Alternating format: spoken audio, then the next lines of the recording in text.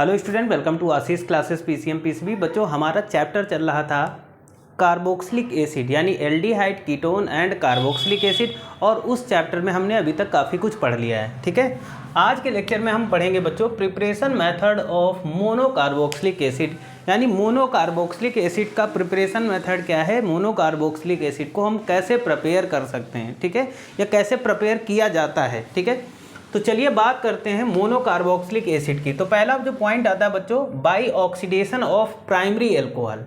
बच्चों, अगर हम प्राइमरी एल्कोहल ले लेते हैं और उसका अगर हम ऑक्सीडेशन कराते हैं एसिडिक K2Cr2O7 की प्रेजेंस में, तो बच्चों ये क्या है हमारे पास, ये हमारा प्राइमरी एल्कोहल है, प्राइमरी एल्कोहल।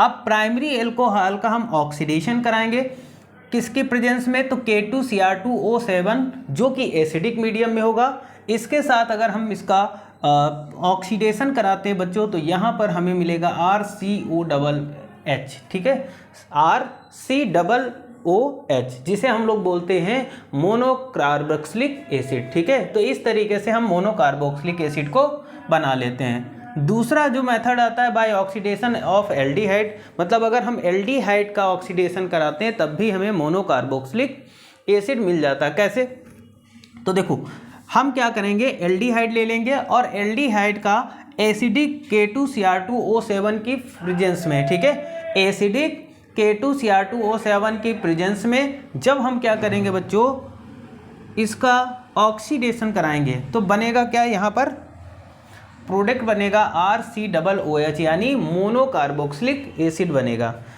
थर्ड मेथड आता है बच्चों बाय ऑक्सीडेशन ऑफ कीटोन। देखो, जो कीटोन का ऑक्सीडेशन से हम लोग क्या बनाएंगे, मोनोकार्बोक्सिलिक एसिड बनाएंगे।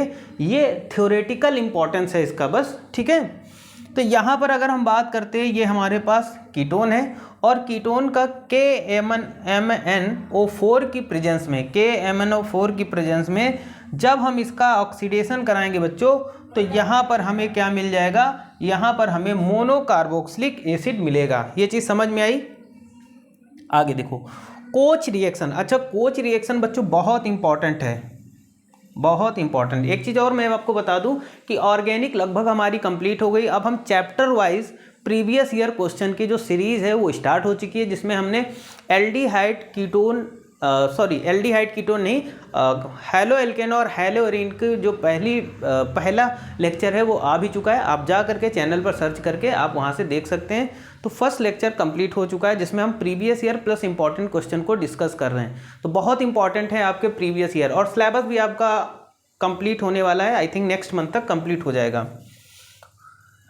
कोच रिएक्शन की बात करते हैं तो बच्चों इसमें क्या होता है, एल्कीन है ना, एल्कीन, कार्बन डाइऑक्साइड और H2O, इन तीनों का मिक्सचर होता है बच्चों। क्या होगा, इन तीनों का मिक्सचर होगा और इसको H3PO4 की प्रेजेंस में 572 675 केल्विन टेम्परेचर पर जब हम इसको हीट करेंगे तो यहाँ पर हमें क्या मिल जाएगा, यहाँ पर हमें मिल जाएगा मोनोकार्बोक्सिलिक एसिड। तो ये भी एक प्रिपरेशन का मेथड है। इन मेथड से हम मोनोकार्बोक्सिलिक एसिड बना सकते हैं। ओके, नेक्स्ट मेथड आ जाता है फ्रॉम ग्रिग्नार्ड रिएजेंट। बच्चों ये बहुत ही इंपॉर्टेंट मेथड है। ग्रिग्नार्ड रिएजेंट से कैसे, तो देखो ग्रिग्नार्ड रिएजेंट से हम मोनोकार्बोक्सिलिक एसिड बच्चों कैसे बनाएंगे, तो उसके लिए क्या करते हैं, हमारे पास होता है यहाँ पर कार्बन डाइऑक्साइड। क्या है ये, carbon dioxide, carbon dioxide RMgX Grignard reagent के साथ रिएक्शन करेगा